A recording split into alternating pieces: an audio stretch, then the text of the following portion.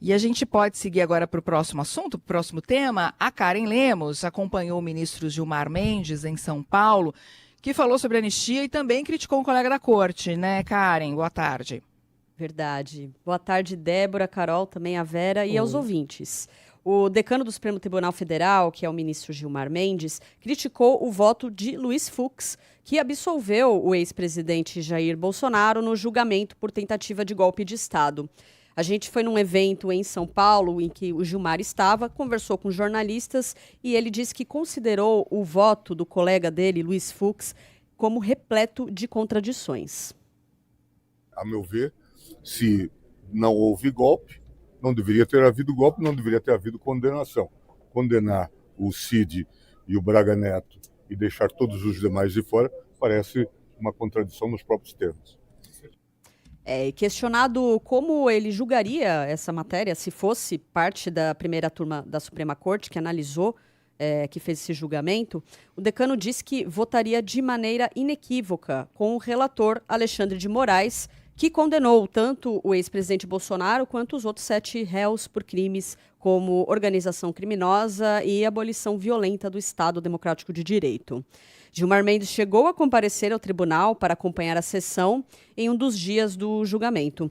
E o ministro afirmou que o governo, sobre a visita que ele fez ali à sessão, ele disse que, como o governo Bolsonaro foi um momento mais grave que o país viveu de ataques a instituições, o Supremo precisava mostrar união, por isso que ele compareceu. O decano também considerou a decisão da corte com um veredicto bastante seguro e com votos coerentes, à exceção do Fux, claro, como ele disse. E, para ele, o Brasil deu um belo exemplo para o mundo de que tentativas de golpe e atentados contra a democracia precisam ser punidos.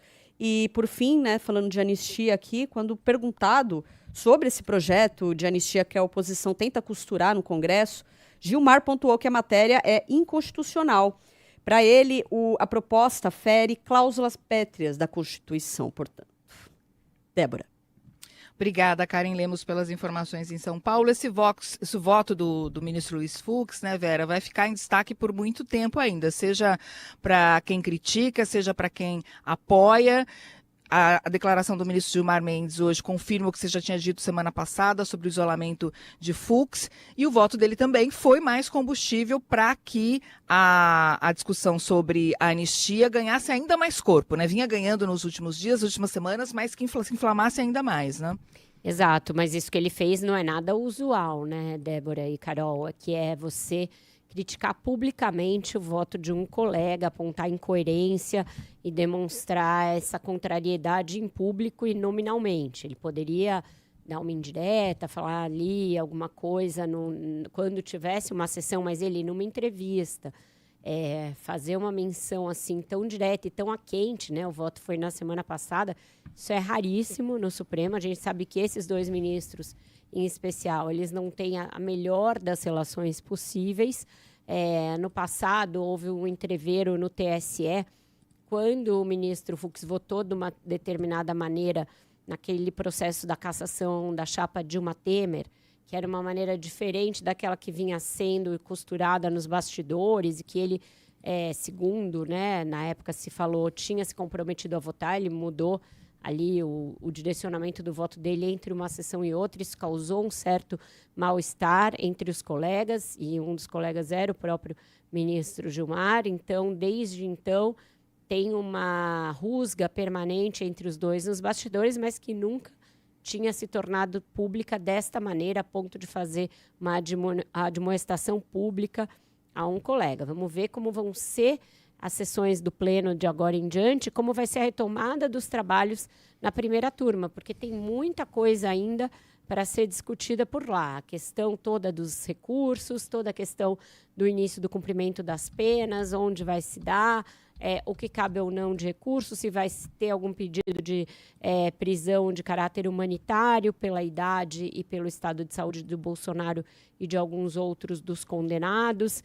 Então, tem muitas coisas que vão exigir uma troca entre os ministros, troca de ideias, e esse isolamento pode ser demonstrado em outros eventos de agora em diante. Ele cita um ponto que até foi citado ali durante o voto do Fux, ele não admitiu a parte, mas teve um momento, acho que estava indo para o intervalo, em que o Flávio Dino vira para ele e fala: você está absolvendo todo mundo e condenando o Mauro Cid, é isso mesmo? E aí o Gilmar usa esse mesmo argumento, né? Olha, se não teve crime, então não tinha que condenar ninguém, né? Exato. Teve até uma parte que o gabinete depois corrigiu, porque tinha uma definição que era totalmente incongruente sobre o que eram os crimes ali de abolição violenta do Estado Democrático de Direito, se tinha havido consunção ou não, sendo porque ele não tinha reconhecido a existência dos crimes antes. Então, foi um voto confuso, um voto contraditório internamente, né, intrinsecamente, e também em relação a votos anteriores do ministro. Isso ainda vai render muito pano para manga, com certeza. Até porque, né, Vera, tem também o julgamento dos outros núcleos. O 2, o 3 e o 4 estão na fase de alegações finais, ou seja, a última fase antes dos processos serem liberados para julgamento, né? Vamos ver se ele vai achar que ainda tem mais alguém que estava ali em concurso de pessoas, né, porque ele diz que não tem organização criminosa, mas condenou o Cid e o Braga Neto por tentarem abolir violentamente o Estado Democrático de Direito. Resta saber se foram só esses dois ou se para baixo, lá nos kids pretos ou nos militares de patente menor, ele também vai reconhecer alguém que tenha cometido uma tentativa de crime ou não. Ainda está por ser visto como o ministro vai votar de agora em diante.